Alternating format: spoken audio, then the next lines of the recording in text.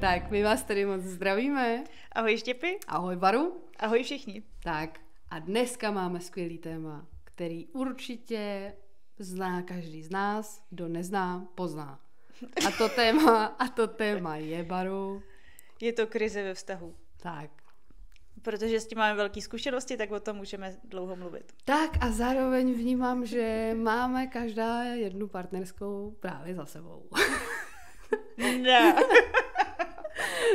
takže je to pro nás aktuální téma a moc rádi bychom vám ho předali, dokud je to živý. Jo, určitě. Tak. Určitě. Takže to je vlastně to, proč o tom mluvíme. Zároveň jsme si sami obě krizema prošli několikrát. Teď máme za sebou jednou čerstvou. O tom se určitě taky zmíníme. A vlastně máme tady připravených několik bodů, kterým bychom se chtěli určitě věnovat. A ta první určitě je, co to vlastně krize ve vztahu je a co to třeba spouští. A zároveň se taky můžete určitě těšit na naše tipy a techniky, jak s nimi pracujeme, aby jsme je přežili. A zároveň se taky podíváme na to, kdy třeba odejít z toho vztahu, když už ta krize je prostě nepřekonatelná. A já bych asi chtěla říct, že bude to nejvíc o krizech ve vztahu partnerských, ne ve vztahu přátelských. Ano. No, tak jak poznáme, že je krize? Jak poznáme, že se nás to týká? Že to přišlo, že to zaklepalo na dveře? No tak buď s tím přijde jeden, anebo druhý. Nebo oba. Oba dva současně. To se taky děje. To je jasný. Mně vlastně přijde, že já jsem to teď říkala Štěpánce před podcastem, že naše krize vztahové u mě a Martina tak často vychází z mých krizích osobních, že prostě vlastně jako, že já jsem třeba dole, jako já za sebe a tím pádem do vztahu potom nemůžu vstupovat jako ta skvělá, prostě ambiciózní žena v síle, která se strašně těší jako na muže, ale muž přijde domů a je tam taková hromádka, která o sobě pochybuje, má za sebou spoustu vnitřních dialogů a částečně taky může samozřejmě vidět něco, co je na něm špatně, což není fér, ale je to tak. Je to moje realita. Jasně. Já zároveň vnímám, že krize v dnešní době patří do partnerství. Tak to je. Já jsem, že v každé době patřila do partnerství. Jo, tak to je. A zároveň ty krize podle mě nemá nikdo rád, protože většinou před rozchodem je nějaká krize. Což znamená, že ve chvíli, kdy vystane ta krize, tak to v nás může vyvolávat nějaký hodně nepříjemný pocit strachu, klidně až úzkosti, že by ten vztah mohl skončit. Že to vlastně je jakoby vyndaný na stole. A já si vzpomínám na náš podcast partnerských vztahů, kde vlastně jsem tam zahlásila, to se dneska neděje, že by vlastně člověk řekl, hurá, krize, bude změna. A já jsem si na to ve své krizi vzpomněla. A docela jsem si říkala, tak, teď si nažer to, co si prostě kázala, tak jak to žiješ, jo. A vlastně mi to přišlo hrozně hezký, protože mě to donutilo se na tu krizi podívat trochu jinak, že krize opravdu nemusí být situace, která mě nějak extrémně skličuje, ale můžu se na to podívat vlastně z jiného úhlu a snažit se v tom najít pozitivitu, která zákonitě, pokud ta krize se zvládne, tak je. Může se z toho hodně vytěžit, může to hodně posílit, ten vztah. A je to vlastně nějaký určitý způsob, jak uvolnit to napětí v tom vztahu, aby nám bylo lépe. A něco se dozvědět o mě, o něm a posunout to na další level, no. Ano, oslavování krizí je i mé téma. Učím se to. Přesně jak říkáš, no, je to nepříjemný, ale vlastně fakt se na to jako povznést a říct si, hele, je to tady, protože už to nefunguje prostě, jakože tahle část toho vztahu už nefunguje a potřebuje aktualizovat, potřebuje to změnu tak, aby to ladilo. Protože když předtím zavřeme oči a zavřeme předtím dveře, tak to tam zůstane za těma dveřma. No, a jednou se otevřou ty dveře a bude to strašný fičák. A bude to ještě horší třeba. Ano. To mi připomíná, že jsem vlastně včera byla se svým partnerem na večeři a ptala jsem se ho, jak jakoby všeobecně vlastně vnímá krize, a on mi řekl, že zažil jenom jednu a to byl jeho rozvod. Ten končil rozvodem a já jsem se tak zamyslela nad tím, jak opravdu je to individuální, že některá žena vnímá krizi každý měsíc s cyklem. Když přichází PMS, tak přichází krize. Ale že zároveň opravdu je to individuální a ten jakoby muž to může opravdu cítit jakoby úplně jinak.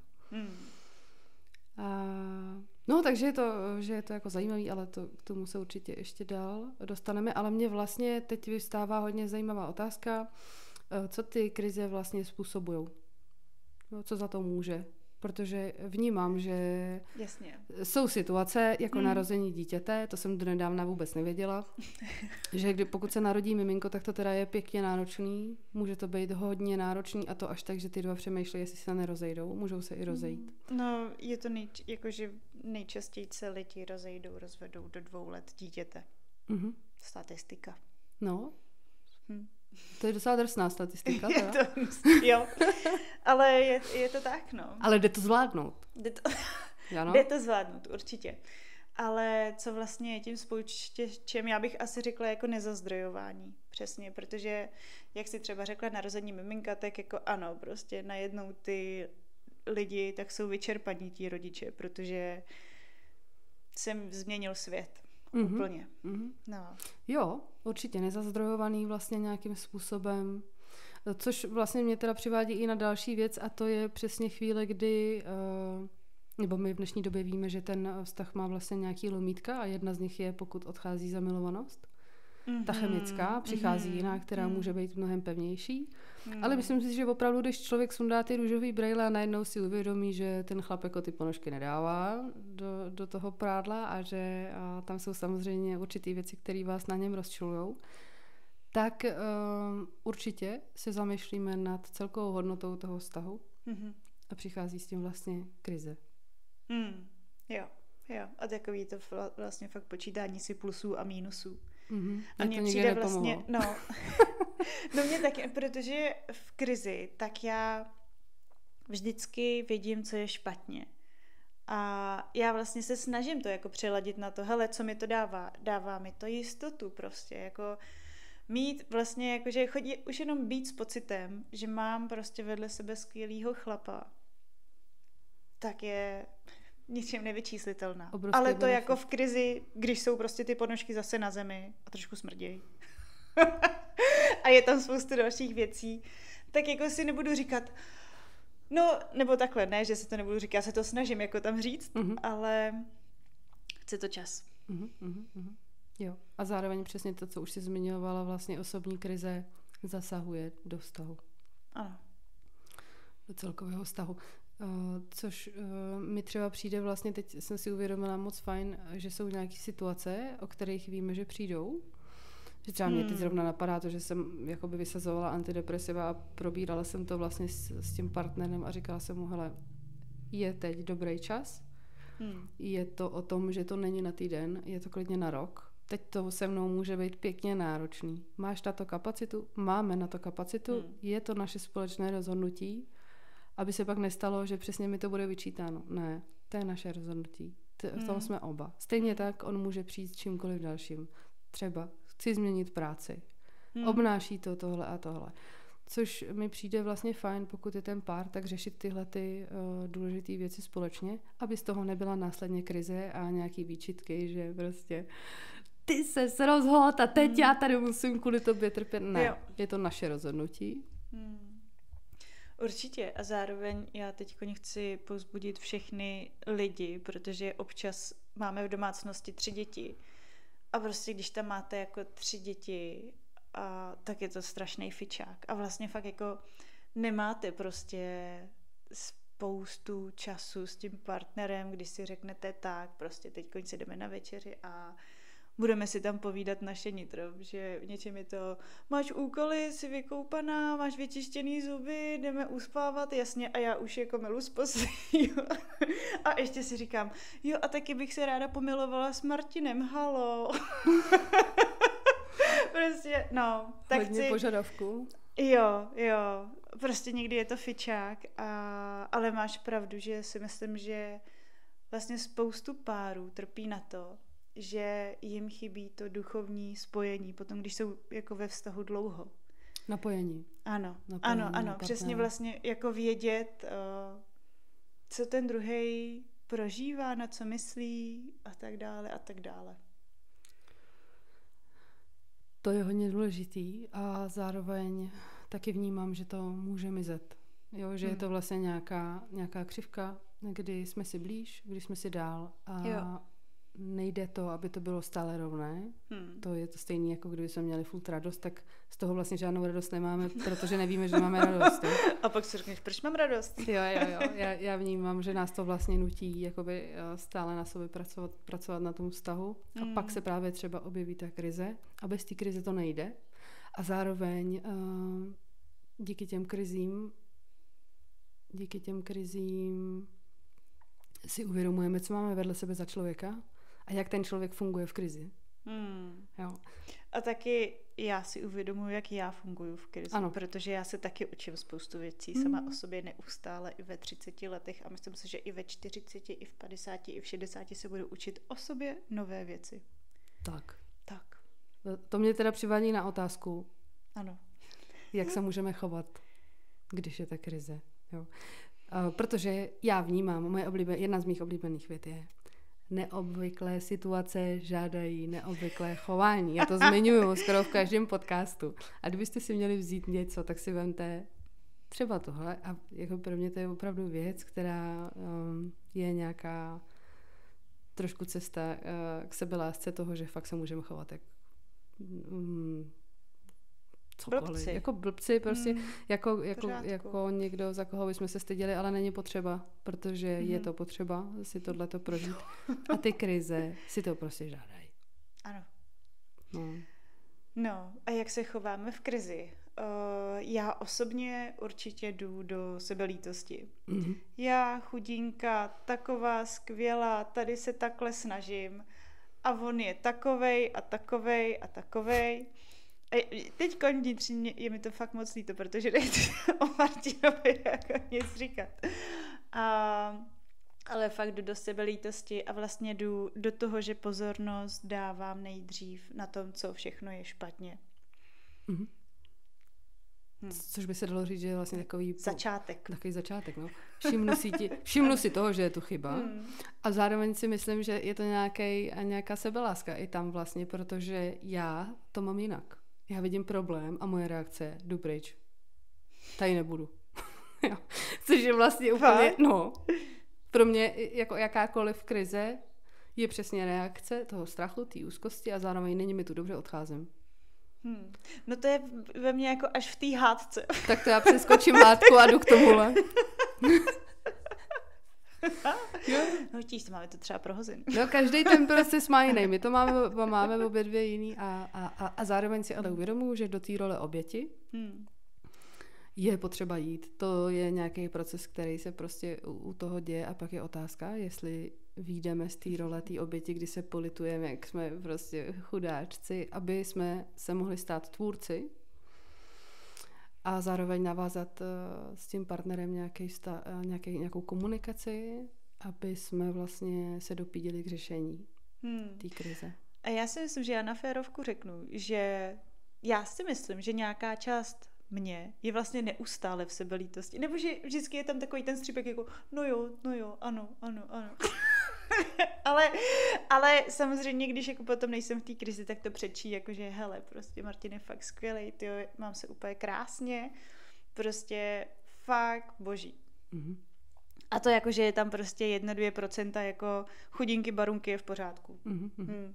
Jo, já si taky uvědomuji, že když vlastně mám partnera, se kterým si opravdu hodně zakládám na tom, aby byla dobrá komunikace, otevřená, tak dost často, když mám krizi, tak to vykomunikovávám s ním.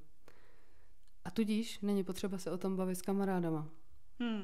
A teď jsem si třeba, když jsme měli my s Petrem krizi, tak jsem si fakt všimla toho, že chodím a bavím se o tom s kamarádama, což pro mě bylo zpozornění, hele, už to nedáváš sama, očividně si jdeš jakoby pro pomoc jinam. A zároveň pro mě bylo zajímavé, že se mě lidi ptali, když jsem řekla, no my teď máme s Petrem krizi a někdo se mě ptal, tyjo, tak to se furt hádáte, viď? A já, my jsme se ještě nikdy nepahádali. Přesně pro každýho ta krize jakoby opravdu může znamenat něco úplně jiného. Pro někoho to může znamenat jasnou Itálii, pro někoho to znamená přesně tichou domácnost. Pro někoho to znamená vlastně šťouchání do nepříjemných komunikací. Ale každopádně se určitě shodneme na tom, že je to vyčerpávající. Určitě. Bere to hodně energie. A přesně pro obě strany, že nebo u nás to fakt funguje přesně tak, že často, když jako jeden začne prostě jako být dole, tak i ten druhý, jako ne, že jde úplně dolů jako s ním, ale prostě je to cítit. A když potom jako slyšíš na sebe výčitky, tak jako, no, já i Martin, oba dva se za sebe dokážeme postavit a říct, no. No, takže prostě to tam potom tak jako je v té místnosti a v té atmosféře. Takový smrádek trošku. To je zajímavý, já tohle prostě jako moc neznám, no. Já jo. Ale to je přesně na tom, že každý jakoby nachází ten způsob, taky záleží na tom, v čem byl vychovaný. Určitě, co doma viděl. No. A to je nám většinou nejbližší, že jo? Když se jakoby dostáváme do nějakého nekomfortu, tak v ten moment vzpomínáme na nejrychlejší rovnici, která nám naskočí, která dost často bývá to, co jsme viděli u našich a třeba jsme to úplně nesnášeli, že jo? Ano. Vítej, mami, vítej, tati. No ale vlastně já si myslím, že by mohlo být docela zajímavý, kdyby jsme řekli, jak každá zvládáme krizi. Protože teď právě každá jakoby jednu za sebou má, tak co nám třeba pomohlo? Čas. Pro mě je to fakt čas, že my to s Martinem potřebujeme prostě prožít to. Že není to tak jako, že OK, máme tohle, teď si dáme kroky a za 4 dny máme vyřešeno. Není.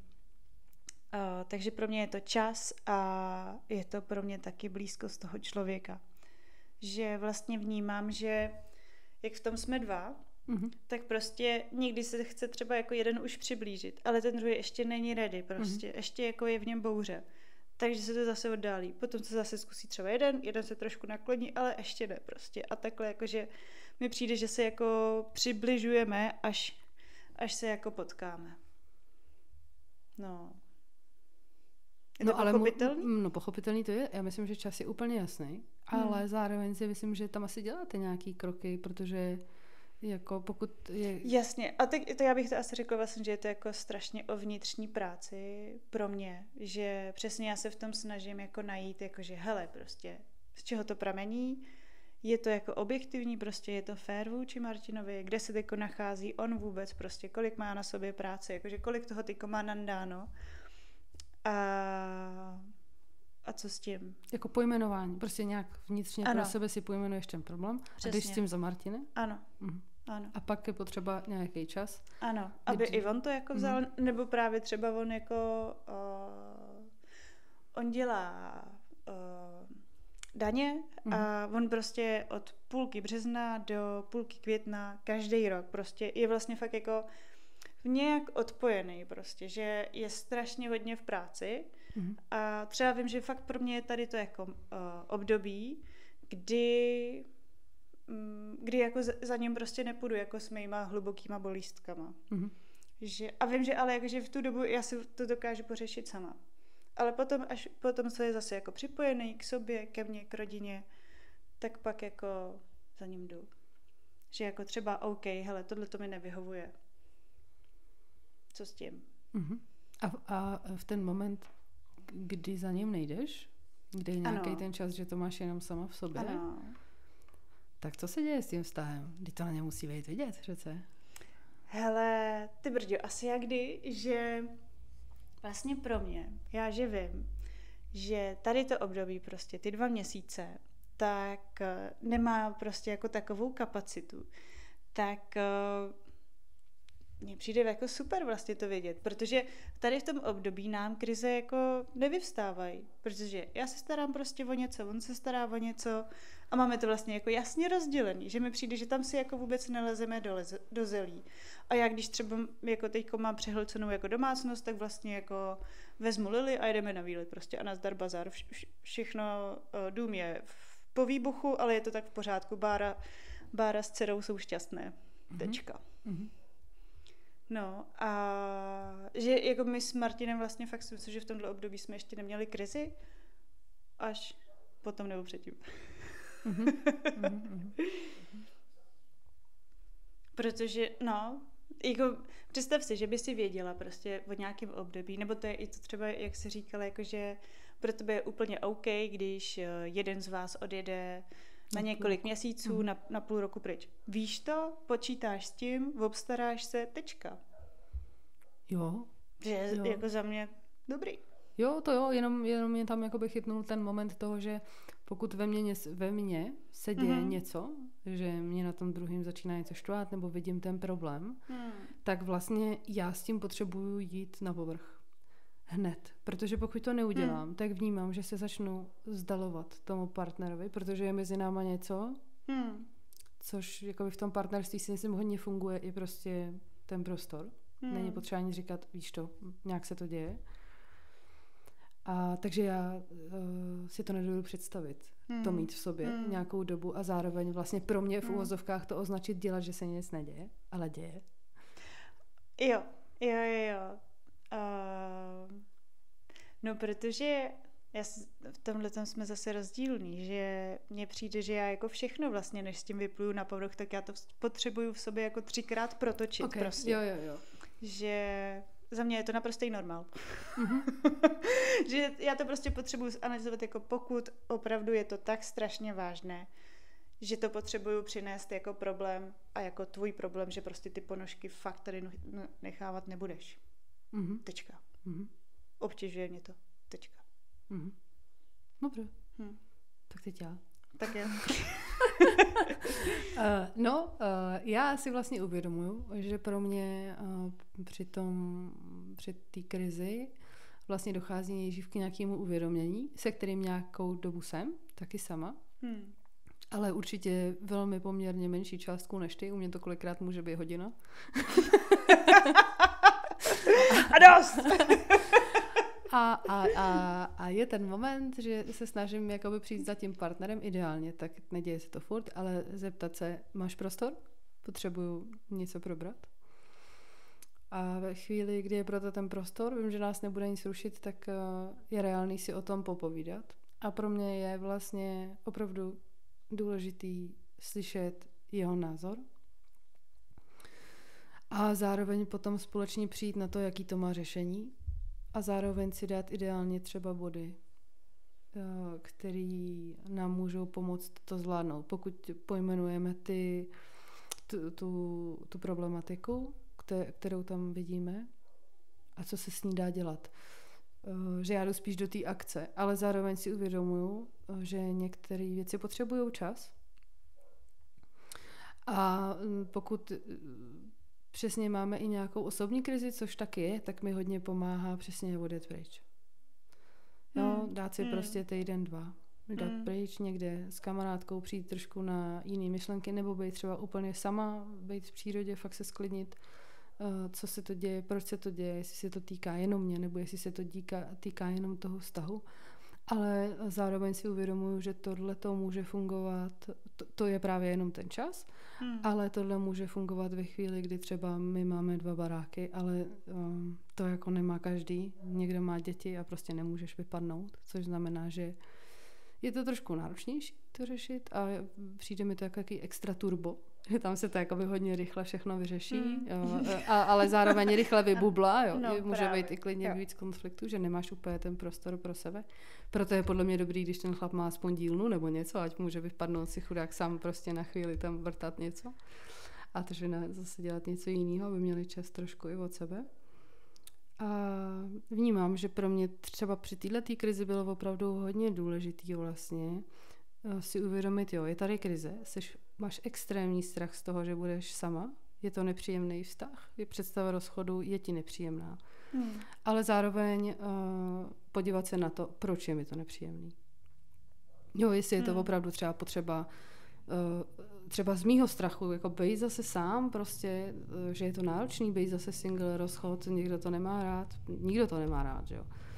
A co to vlastně jako znamená? A vlastně ve chvíli, kdy jsem pojmenovala ten strach, tak jsem si ho dala jenom vedle sebe a řekla si, jo, jasně, máš strach z rozchodu, je to nepříjemný, ale podívej se na to s nadhledem, jestli, a na ten strach se vykašli a fakt se reálně podívej na ten vztah, co tam je za problém a tu představu toho, že se rozejdete, nech někde pryč. Jako fakt se jenom podívej na ten problém s nadhledem, jestli to má řešení nebo nemá a snažit se v tom být jako v klidu. A vlastně si i říct, hele, krize může být obrovský bonus.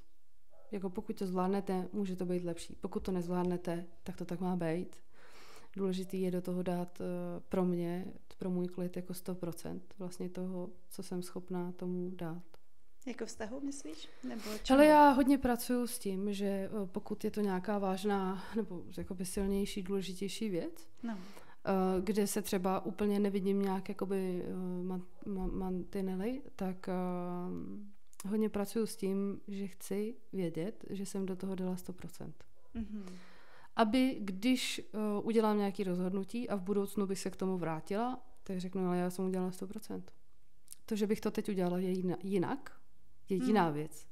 Já jsem o 5 let starší. Jasně, že bych to udělala jinak, jsem snad moudřejší, jo. Ale opravdu pracuji se s těma 100% docela často. Yeah. Abych věděla, že jsem fakt udělala všechno. A zároveň mi to teda docela připomíná, že mám ráda i deadliny. Že pracuju s těma 100% a zároveň třeba ve chvíli, kdyby ten vztah měl krizi a trvalo by to třeba, nevím, 3 měsíce, byl by pojmenovaný problém a zároveň by se nic nedělo. Ani trochu, ani žádná změna, ani z jedné, ani z druhé strany a bylo by mi v tom opravdu těžko. Tak si řeknu, hele, Štěpy, kolik energie v tenhle moment si myslíš, že jsi schopná v této atmosféře být. Jako, ještě 3 měsíce? A když se vlastně udělám sama se sebou smlouvu, řeknu si, hele, jo, ještě 3 měsíce, pak budeš hodně vyčerpaná, ale ještě nebudeš úplně na dně, ale budeš vědět, že si pro to udělala 100%, tak se k tomu nebudu vracet. Určitě se k tomu samozřejmě budu vracet, ale nebudu se vracet k tomu s otázkama, mohla jsem to udělat tenkrát líp, mohla jsem to udělat jinak. No ne, jakoby pro ten moment jsem to vystřihla excelentně nejlíp, jak jsem mohla. A to znamená, že tím to končí. No. Tohle je právě třeba něco, co já teď cítím, že se učím. A právě protože já vím, že pro mě ty deadliny nefungujou, že to jako není moje. A já se učím právě být v nepříjemnu, ale být tam. Protože vím, že moje jako starý tendence právě trošku i aktuální. Jasně, že aktuální. Jsou přesně, není mi dobře, jdu pryč, chci pryč. Ale vlastně mě fakt dochází, že já tam potom toho druhýho prostě v tom nechávám. A vlastně, co i pozoruju jako na Martinovi, že nám právě funguje. Pamatuju si moment právě, kdy on za mnou přišel s nějakou věcí, nevím, po druhý, třeba po třetí, vlastně fakt jako, že mu vadí u mě. A já jsem tam neměla tu reakci obranou, ale vlastně fakt jako měla jsem prostě jako energii a tak. A tak jsem tam vlastně jako byla, teď jsem to tak jako, že nějak jsem potřebovala si to jako uvnitř poskládat. Pak jsem mu dala ruku a řekla jsem, jestli ho napadá na to nějaký řešení. A on mi řekl, že to, že se mi teďkom blízko, je rozhodně lepší, než že se začneme hádat. A to pro mě byl strašně silný moment. Vlastně fakt jako nevztahovat to prostě na sebe, že on útočí na mou osobu a tak dále. Ale vlastně fakt jako tam jako bejt tam, no, v té laskavosti, ale jako rozhodně to neumím. To je vysoký level ale tohle. A je vlastně jako, víš, jako přirozeně v životě někde, kde mi není dobře, tak jdu pryč, ale třeba vím, že o tomhle konkrétním vztahu prostě má sakra velkou cenu pro mě bojovat, tak se budu učit i přesně jako v tom nepříjemnu bejt, protože ty nepříjemná mezi mnou a Martinem, já vím, že budou. My oba dva jsme jako vznětliví a teď právě třeba jsem se bavila s mým bráchou a s jeho snoubenkou teďkoj a oni jsou strašní cukrouši a právě jsem si chtěla, hádáte se někdy? Vy oba dva působíte vždycky, když vás vidím, tak jako úplně harmonicky, sladěně a ne. takže ano, některý páry to tak mají a prostě já s Martinem to máme tak, že oba dva jsme i jako tvrdohlaví, prostě jsme jako takový pevný povahy v sobě, sebevědomí, tak narážíme na sebe. Jo, to tak je. Občas si nás představují jako takový bojovníky na drakách prostě. Ne, já mám pravdu. Jo, já jsem měla jednoho partnera, se kterým jsme byli 7 let a naše hádka byla jednou a byl to rozchod. Že... To je strašně brutální úplně. Jo, jako opravdu někdo... A jako část moje závidí. a tak každý jsme individuální, každý to prožívá jinak a já vlastně hodně dlouho vnímám, že potřebuju v tom vztahu harmonii a klid. Z nějakého důvodu, který vím, protože, ale to je jedno proč. Důležitý je vědět, proč, když nevíš, to taky nevadí, důležitý je, co spotřebuješ teď. A já jakoby vnímám, že ten klid pro mě v tom vztahu je velmi důležitý. A už si nedovedu představit žádnou Itálii. I když zase to má jakoby jiný zrušo, jo. Zase to má jinou dynamiku. To taky, jako pamatuju si na to, bylo to taky zajímavý, ale zároveň mi došlo, že v ten moment jsem hodně pozornosti vlastně musela dávat tomu vztahu. Což teď nemusím a vlastně můžu ho věnovat někde úplně jinde. A to je pro mě hodně důležitý. Jo. A ta Itálie je hrozně fajn, ale vlastně ti bere taky energii. No jasně. Já jsem si, hele, ani jeden jako s Martinem v tom nejsme rádi, že jo. Že to je přesně to, co jsem říkala vlastně, jako, ale naučit se vlastně být v tom, nebo i když prostě jako jeden jako prochází jako si něčím, tak tam jako držet ten prostor je energeticky náročný, ale je to důležitý. Jo, zároveň ještě co nám teda pomáhá vlastně v té krizi, jo. Pro mě je to určitě odejít na chvíli, poodstoupit, přijít na nějaký úplně jiný myšlenky, abych získala nějaký nadhled. Zároveň je to určitě otevřít komunikaci, která je ideálně v nějakém prostředí klidným, bezpečným. Vím, že mě nikdo nevyruší. Zároveň je ideálně vznešený dotaz na toho druhýho, jestli ten prostor má taky. Zároveň si uvědomuji, že je třeba moc fajn jako spolu odjet někam do jiného prostoru. Úplně změnit prostředí, být jenom spolu, ideálně třeba být i bez dětí, jako fakt mít jenom ten prostor pro ten vztah. Zároveň si uvědomuji, že není úplně špatný mít třeba terapii, jít na párovou terapii. My jsme takový, jak to říct, pro terapii. Jo? My jsme pro terapijní. Ano, jsme. I když vnímám, terapii. I když vnímám, že pro někoho je to úplně jako no go. A taky je to v pořádku. No, napadá tě ještě něco? Naučte se v tom být prostě. A myslím si, že je přesně jako vždycky vlastně dobrý se nacítit na sebe, na to, co potřebuju. A ono vždycky víte, co potřebujete. A vždycky i víte, co potřebuje ten vztah. Tak jako, že si to třeba čeknout právě s tím partnerem. Hele, vlastně mi teď fakt není dobře, není to jenom o tobě, ale děje se toho ve mně spousta. Je pro tebe OK, že na 5 dní přesně odjedu, protože se potřebuju vrátit sama k sobě. Je to OK, nebo to není OK. No a potom tam je ta komunikace. No, a pak tady mám otázku, to je hodně zajímavý. A kdy teda odejít? Když je ta krize? žádný recept neexistuje, kdy přesně odejít. Že jako pro mě fakt neexistuje, jako že no až po tomhle, co se stane tohle a tohle. To nejde, prostě vnitřní hlas a to, co chcete, to víte.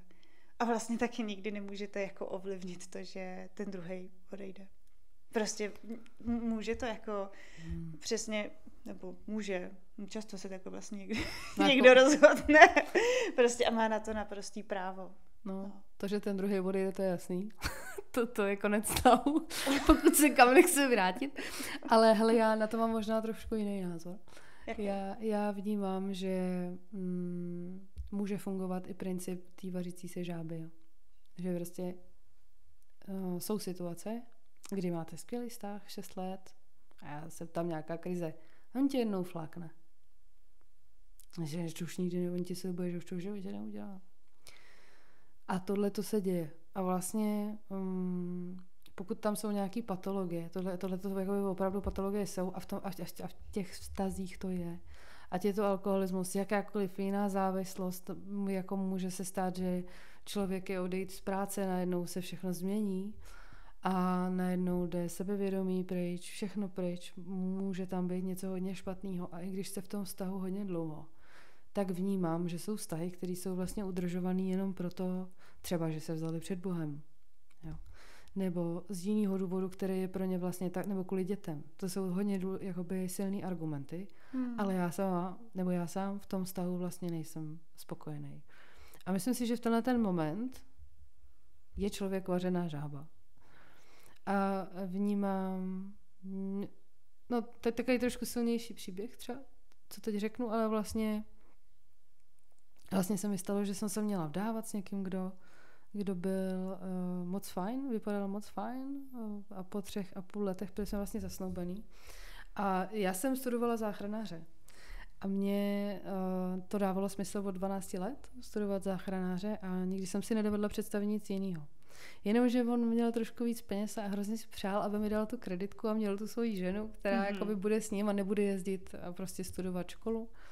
A mně to došlo nějak chvíli před tou svatbou a říkala jsem si, to je divný.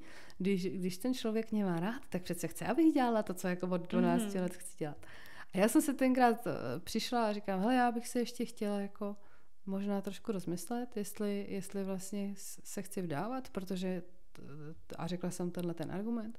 No já jsem si stoupla on si stoupnul před dveře, že nikam nejde, že nikam nejdu, což pro mě bylo úplně, jak si to představuješ, jako mám zasní dveře, tak já jsem na něj strčila. V ten moment on do mě strčil, takže jsem přelítla celý obejvák a začali jsme se prát. A začali jsme se prát hodně. A ten večer se dělo hodně věcí, které vlastně skončily i s policajtama a určitě se tam stala nějaká věc, která vlastně mi potom následně ovlivnila jakoby další chod v životě, to asi nechci zmiňovat co, ale každopádně pro mě to bylo no go. Udělal to jednou a už mě neviděl. A bylo to po 3,5 letech. A já vnímám, že každý má jakoby ty hranice někde úplně jinde. A pro mě, já jsem v životě neviděla, aby táta šáhnul na mámu.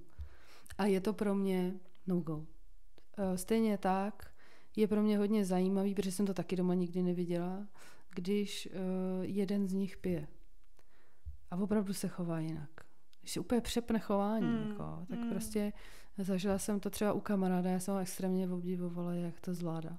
Že když jsem viděla tu holku, tak bych jí normálně takovou pleskla, že já bych to vůbec nerozdechala, na to jí táhnout ještě domů a poslouchat jí prostě celý večer. A oni se vlastně taky rozešli potom, jo, že tohle to opravdu jsou nějaké věci, a řekla bych možná patologický, se kterými se ale můžete setkat. A pokud v tom vlastně člověk se trvává, tak věřím tomu, že se to začne stávat normálností. To je to stejný jako třeba soudní psycholog nebo psychiatr posuzující jakoby to, co udělá vlastně pachatel nějaký osobě, tak přesně ty vidíš úplně ty šílené věci, projíždíš ty fotky, co se prostě komukoliv stalo a je důležitý, aby ten psycholog sám chodil k psychologovi. A i se měnili, protože se ti snižuje ta hranice. A pak přesně uvidíš, teď má jenom popáleninu na 5% nožičky, to je v pohodě. No ne, není. Vůbec to není v pohodě. Jo. A že člověče, možná tohle byl jakoby důvod, kdy vlastně jsem se naučila říkat ten deadline.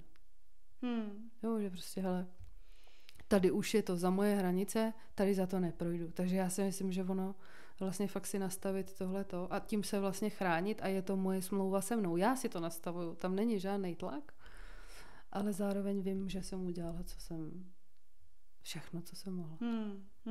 Jo. A tím vlastně zachráním sebe. Jako jo. A já tomu ještě říkám, vyhla jsem se kulce. to přijde hrozně hezký říct. To si mi i několikrát řekla u několik rozchodů a pomáhá to tady. No, hele, to máš pravdu. Já jsem nic takového jako fyzický třeba násilí, tak jsem fakt nezažila. Takže pro mě je to nepředstavitelný vlastně, protože si myslím, že potom s tím člověk jako asi může žít jako celoživotně prostě, protože se, Jo, pak tu máme taky plno narcistů, jo, a to je taky já jsem přesně taky patologie. Narcista z nějaký strany, to je v pořádku. My všichni jsme trochu narcisti, ale ve chvíli, kdy opravdu začíná diagnóza narcisty, tak to je teda pěkně náročný. To je trošku jiný level, ale narcisti jsme všichni trošku. Jsme, je to v pořádku. A je to díky bohu. Díky bohu, že myslím na sebe, ano. jo. Ale vlastně já ti chci říct, že pokud jako se člověk nachází v nějaké situaci, kdy absolutně není spokojený v tom vztahu a vlastně zůstává tam z nějakého důvodu, ať je to přesně, vzali jsme se před Bohem, máme děti, tak každý člověk má nárok na to být milovaný a cítit se milovaný a někoho milovat. A pokud já jsem tam nebyla, teď jako to nemám zkušenost, jo, ale tak ta moje představa je taková, že můžu odejít, protože znova začít může člověk vždycky. Jo. Může a zároveň, ale taky je prostě těžké jako srovnání, jako co nechávám za sebou. Že, má to prostě spoustu vrstev a spoustu pohledů.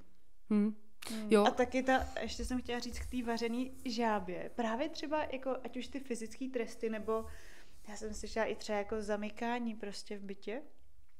Takže mně přijde, že tohleto jsou ale jako věci, které v těch jako vztazích se jako dějou přes takový jemný nuance.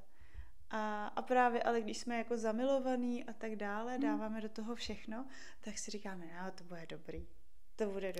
To bude dobrý. A pak najednou prostě fakt to jako vystřelí jako někam, kde nás to probudí jako hej prostě. A mně přijde v něčem jako fair a nefér. Ano, je to paradox prostě, je tam oboje, že vlastně si řekne, jasně, takovej byl prostě jako vždycky. A jakoby ano, prostě je to jako nějaký argument, ale zároveň ano, já jsem v tom setrvávala, protože jsem proto měla důvody a chtěla jsem to. Že já tam vždycky potřebuju dát i tu svoji zodpovědnost za to, že v té metafoře už jsem se tam vařila. A já jsem tam jako byla. Já jsem jako část mě prostě věděla, že jako se točí. I když, hele, mně se to povídá, jako mě třeba fakt jako na mě jako chlap jako nestáh ruku a tak. Že já nevím, co to je. Takže ber to prosím teďko jako vánek prostě, jo. Je to jasný? Můžu tady mluvit i blbosti. Je to jasný vánek. Samozřejmě to jsou naše názory, to je náš podcast, naše názory a za 10 let budeme mít jiný názory. Ano. A jestli budeme ještě točit, tak tenhle díl bude určitě úplně jiný zase. Ale bude úplně stejný.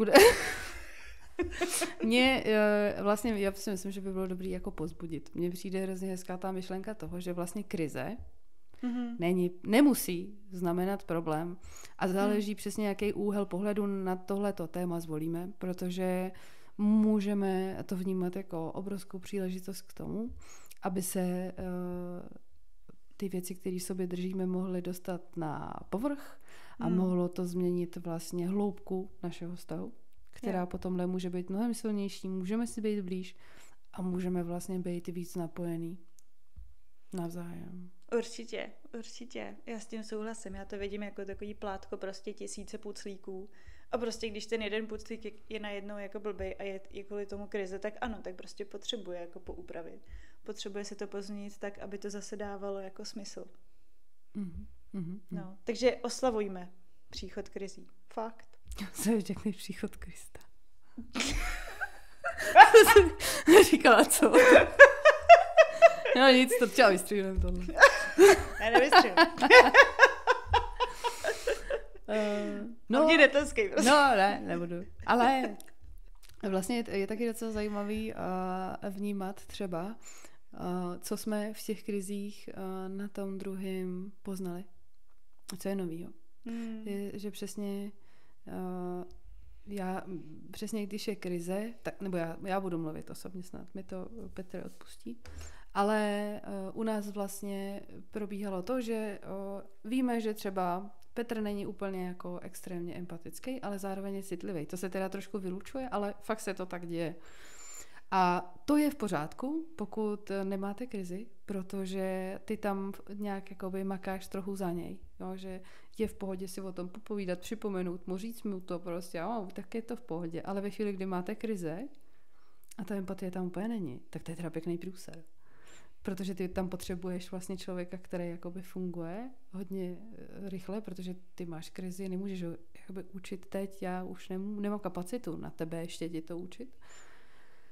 Takže vlastně o tom jsme se začali vlastně bavit a přišli jsme na plno dalších věcí, které tam má schovaných, tak právě tím, že tomu dáš čas a pozoruješ to, jak jakoby přijdeš, proč se to děje, proč, když se podíváš jakoby třeba máma, bývalá žena, bývalá partnerka, jako tak můžeš tam jakoby něco diagnostikovat a podívat se na to a vlastně si říct, ty jo, teď vlastně ty tady máš jakoby obrovský strach a to já jsem vůbec nevěděla.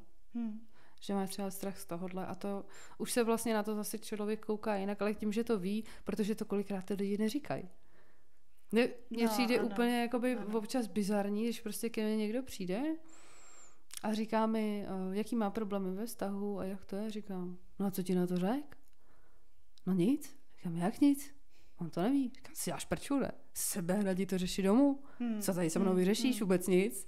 Přesně, a jako to je další věc. Přesně, pokud vůbec jakoby vyvinout tu proaktivitu, s tím chtít něco jako dělat. Protože ten chlap opravdu neví, co my máme v palici. Ano. To prostě jako co chlapovi neřekneš, to neví. A stejně, ale jako já nevím, co má ten chlap v palici. Že oni tam toho mají taky spousta. Ano. A není tam jenom sport, prosím vás, fakt ne. Ano. No co to není hodně. Ale jo, uvědomuji si, že taky jsem teď mluvila s jedním kamarádem a ten vlastně říkal, že ve chvíli, kdy cítí přesně to dusnou, tak už ví, že jakoby něco přichází a že on radši je ticho. Protože pro něj to znamená vydání energie. Pro něj to znamená, že se bude něco řešit. A že zároveň nemůže být autentický, protože když to řekne autenticky, tak té ženě ublíží. No. Takže je tam strach i z toho, že třeba by té ženě ublížil. A to je teda hodně zajímavý. To je jenom vlastně jako jenom taková zmínka, že pokud vlastně o tom nezačneme mluvit a hlavně v tom nezačneme být autentický, tak ten druhý opravdu neví, co my v té palici máme a nevyřešíte vůbec nic, anebo to budete řešit strašně dlouho. A nebo to, co ty jsi zmiňovala vlastně. Mně se líbí třeba to, co používá Google při své práci, je to but, yes. Ne, kecám, naopak, yes, but. To znamená ano, ale vlastně poukázání na problém.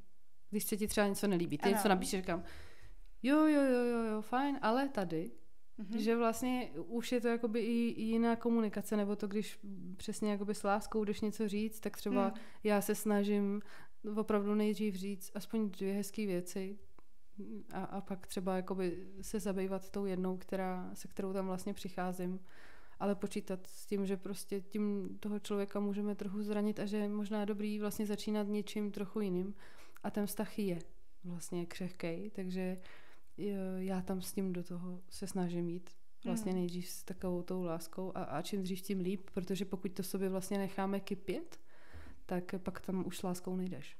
Pak ho jdeš prostě sejmout. pokud to necháš jakoby zajít fakt daleko, anebo si nedovoluješ být autentický, tak zase jakoby potlačuješ sám sebe. Abych tu ženu nezranil. No, ona to zvládne, ona zvládne i porod, že jo. Takže vlastně jí to říct s nějakou křehkostí, ale v autenticitě, aby se ten vztah mohl posunout, si myslím, že je hodně důležitý. Jo. A zároveň, co já hodně jako propaguju, tak je právě jako nemluvit v rodě ty Jakože ty tady, já pořád uvádím ten příklad ponožky, což za mě vůbec není, No, nevede ke krizi, jasně. ale přesně jakože, hele, ta tvoje vlastnost prostě je pro mě jako nepřijatelná v podstatě, nebo jakože je pro mě fakt jako dost jako bolestivá, ale chodit tam s tím s tím, že tam přijdu a řeknu, hele, já potřebuji nějaký příklad. Nech ty ponožky. Ano. Já pokaždý, když tady projdu prostě a vidím ty ponožky, tak mě to prostě fakt jako vzbudí to ve mně spoustu emocí a fakt mě to štve prostě, jakože já bych ráda, aby jsme se tady všichni dělali, aby jsme tady třeba byli rovnocenní v té domácnosti a to uklízení a zvedání ponožek nestálo jenom na mě. Že mě to fakt unavuje a já v tom cítím taková a taková a taková. No, díky za ty ponožky, protože já jsem si říkala, to jsme, no. Jo. A to já jsem přišla ještě na jeden zajímavý způsob. No. Když jsme u těch ponožek. Říkal, mě by udělalo tak velkou radost, kdybych tady jednou nenašla ty ponožky. Pokud předpokládáme, že nás ten... Já si myslím, že záleží strašně, jak to řeknete, protože jakože třeba momentálně v komunikaci, kterou máme jakože s Martinem, tak, nebo takhle, buď to dokážeš tohleto říct jako super, jako pichlavě, prostě dráždivě, anebo právě s tou jako miláčku. No jasně. No jasně. Protože já předpokládám, že ten muž mě má rád a chci, aby byla šťastná. To znamená, že pokud já mu nebudu říkat, co má dělat, ale že mě by udělalo tak velkou radost, kdyby. No, ono se to stane samo. Většinou. No, já si vlastně říkám, že potom v té společné domácnosti jako tam je takových malých věcí, které by mě udělalo radost. Martinovi, který by taky udělali radost. Že vlastně fakt jako to soužití a splynutí potom ještě s dětma. A s dětma, který si jako hrajou prostě a přinášejí tam spoustu různých kamenů a strašných pokladů, což jsou odpadky ze země prostě, který najdou na procházce. Tak jako, jo a do toho ještě stěhujeme, takže mě vybuchuje hlava trošku momentálně. No, a tak ono, my jsme si říkali, že to není o těch ponožkách, že jo. A je jasný, když už jsme teda... A je jasný, že když je to o tomhle, tak jako ve chvíli, když žena bydlí sama, tak má nádherně naklizeno. Pak se najde partnera a vždycky jednou za čas prostě najde nějaký ponožky a pak jsou v tom děti a to je bordel všude prostě. No. A ještě psa třeba. A potom jakože přesně přijdete za někým a ten člověk řekne, no mě dělá takovou radost tady všechno mít tak zorganizovaný a tak uklizený, já to fakt moc ráda dělám. A to úplně blbá. No, každý má ty hodnoty jinde, že jo. Ono přesně jako pokud nemáte doma naklizeno, máte děti, psa, manžela, tak možná je dobrý prostě prásknout dveřma a jít s dětma na zmrzlinu a pokud vám to dává větší klid, tak to dává větší smysl. Dává. Pokud potřebujete mít uklizeno, tak naučte děti uklízet. No, vůbec nevím jak. Ale to je jedno. To přijde. To přijde. No, ale vlastně mě by docela zajímalo. Ano. Co ty naši posluchači? Jestli mají taky nějakou krizi, jak ji řešej? Jestli už ji mají třeba za sebou, nebo jestli pro ně třeba pokaždý znamená krize rozchod. A jestli se třeba někdy na tu krizi podívali tak, že je to vlastně dobrý. Že to nemusí být špatný. Tak to je pobídka všem, co mě teď poslouchají. Že budu moc ráda, pokud nám to napíšete, protože mě a Barunku to hodně zajímá. Ano. Jo, mě strašně právě baví dostávat takový insidy, jako jak to prostě funguje v těch jiných domácnostích, protože v každém vztahu to fakt funguje jinak. A zároveň taky se často dozvíte, že to, co si myslíte, že jako je u vás fakt jako strašně těžký a špatný, tak to ostatní nejspíš mají taky. Úplně všichni. Jakože i úplně všichni, který sledujete na Instagramu a který jsou pro vás bohové. Prostě. Instagram je skvělej, no. To jo. No. Tam nikdo podle mě nežije vůbec. To, co žije, tam věřte tomu nikdo nenatáčí svoje špinavé ponožky. No nejde to obsáhnout jako všechno. Nejde. No. A my jsme si zrovna nedávno říkali, že nám psala jedna naše posluchačka a já jsem si říkala, že je to hrozně skvělý, že ten náš podcast vlastně dělá přesně to, co chceme a to je to, že nejsme dokonalí. Jo. Nejsme dokonalí, nebudeme dokonalí a vy nejste taky dokonalí. A pokud to má někomu dělat radost, že vnímá, že prostě nejsme dokonalí a máme chyby, tak zrovna v této době, kde přesně ten Instagram je naprosto geniální, ukazuje, jak se mají všichni dobře, nemají. A je to, občas je to dost ulevující. Nemáš pravdu, já s tím úplně souhlasím. Občas je to hodně ulevující, že prostě jako nejste jediný, kdo má prostě máslo na hlavě. No ano, ani váš partner není jediný, kdo má máslo na hlavě. My ho tam taky máme. Je to tak. No. A tak, tak jo? No. Já bych vám možná ještě popřála trochu. Ano. Jo. Abyste fakt zkusili, až přijde další krize, tak dát trošku na stranu ten strach, který tam z toho je, že budete single a Bůh ví co všechno. A vlastně si fakt říct a položit si otázku, co mi ta krize může dát. Jestli je něco, co vidím, že mi může dát. A zkusit na to trošku jiný úhel pohledu. A nebo co vašemu vztahu může dát. Mm-hmm. A Ezo kamarádka Bára říká, mějte se rádi. Protože my s vámi taky rádi. Ano. Tak se mějte fajn. Čau. Ahoj.